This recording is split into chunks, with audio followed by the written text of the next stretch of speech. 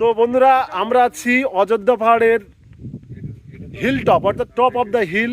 আর এখানে একটা জিনিস আপনাদের দেখাবো, সেটা হচ্ছে আপনারা অনেকেই শুনেছেন যে একটা গান, দেবাংশু ভট্টাচার্যের একটা গান, পিঁপড়ের ডিম অতিতাস, অর্থাৎ পিঁপড়ের ডিম খেয়ে জঙ্গলমহল বা পুরুলিয়া সেসব মানুষরা যারা থাকতো, সেই পিঁপড়ের ডিমের সেই এটা দেখতে পাচ্ছেন যে পিঁপড়ের ডিমের বাসা, সেটা আমি আপনাদের দেখাবো। দেখতে পাচ্ছেন এখানে হচ্ছে পিঁপড়ের ডিমের বাসা, এই দেখুন, এটা হচ্ছে পিঁপড়ের ডিমের সেই বাসা, দেখতেই পাচ্ছেন আপনারা পিঁপড়ের ডিমের বাসা।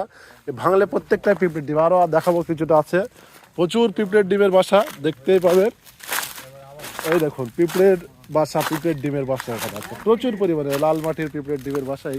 আর পিঁপড়েগুলোও তো দেখাতে হবে, পিঁপড়ের ডিম কীভাবে পিঁপড়েরা যায় সেগুলো দেখাতে হবে। এই দেখুন, এই দেখুন এইসব পিঁপড়ে সব ঘুরছে, লাল পিঁপড়ে যেগুলো দেখতে পাচ্ছেন, খুব সুন্দর পিঁপড়ে।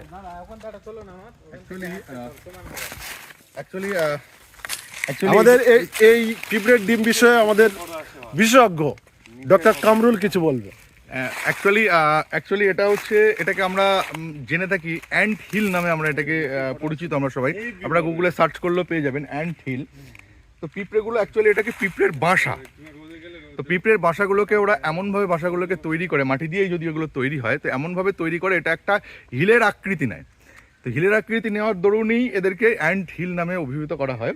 এর মধ্যে এরা ডিম পাড়ে এবং এই ডিমগুলো এখানকার পুরুলিয়া এলাকার অধিবাসীরা এরা সংগ্রহ করে, এখান থেকে সংগ্রহ করে সেগুলোকে ওরা খাদ্য হিসাবে ব্যবহার করে। আমরা দেখেছি যে পিঁপড়ের ডিম খেয়ে বেঁচে থাকে, এরকম কথাবার্তা আমরা শুনেছি বিভিন্ন বক্তৃতার মাধ্যমে, আমরা এগুলো শুনে থাকি যে পিঁপড়ের ডিম খেয়ে বেঁচে থাকে বা এগুলো সত্যি এখানকার। সত্যি আমরা এই পুরুলিয়া এরিয়াটা ঘুরছি, আমরা সত্যি এখানে আর্থিক সচ্ছলতা সেইভাবে আমাদের চোখে পড়েনি। তো সুতরাং এখানে যেমন কাজের সুযোগ কম, তেমনিভাবে এখানকার মানুষজনেরও কিন্তু এইভাবে ওরা বেঁচে থাকে, আমার দেখে আজকে ফিল করতে পারলাম। তবে আশা করি আপনারা আসুন, এই এরিয়াগুলোতে দেখুন।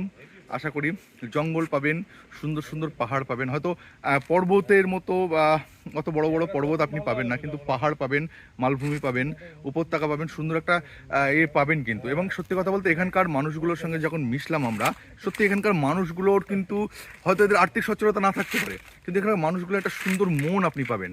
একটা প্রকৃতি যেমন আমাদের সঙ্গে একটা ভালোবাসার সম্পর্ক তৈরি হয়, প্রকৃতি যেমন আমাদের সঙ্গে একটা নমনীয় ব্যবহার করে। এখানকার প্রত্যেকটা মানুষই, এরা দরিদ্র হতে পারে, গরিব হতে পারে, এরা দুবেলা দুমুঠো হয়তো পরিপূর্ণভাবে পরিতৃপ্তভাবে খেতে পারে না, কিন্তু এদের মধ্যে একটা ভালো মন আছে, ভালো মানসিকতা। এক কথায় বলতে গেলে যে এখানে প্রাকৃতিক সৌন্দর্য যতটা, মানুষের মনের সৌন্দর্যটাই ঠিক একদম। প্রকৃতির সৌন্দর্যের সঙ্গে সঙ্গে এখানকার মানুষের মনেরও সৌন্দর্যটা সেইভাবে বর্ধিত হয়েছে।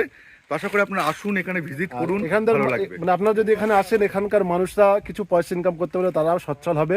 আর এখানকার যে ট্যুরিজম যে মানে স্থলগুলো আছে, জায়গাগুলো আছে, সেগুলো আস্তে আস্তে আরও উন্নত হবে।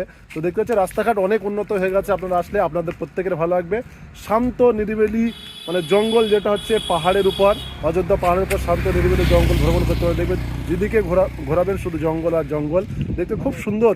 পরিবেশটা এতটাই সুন্দর, আপনাদের প্রত্যেককেই উপভোগ করতে পারবেন এত সৌন্দর্য। তো সঙ্গে থাকুন, আবারও ভালো প্লেস আসলে, ভালো জিনিস আসলে আপনাদের দেখাবো। এখন এই পর্যন্ত।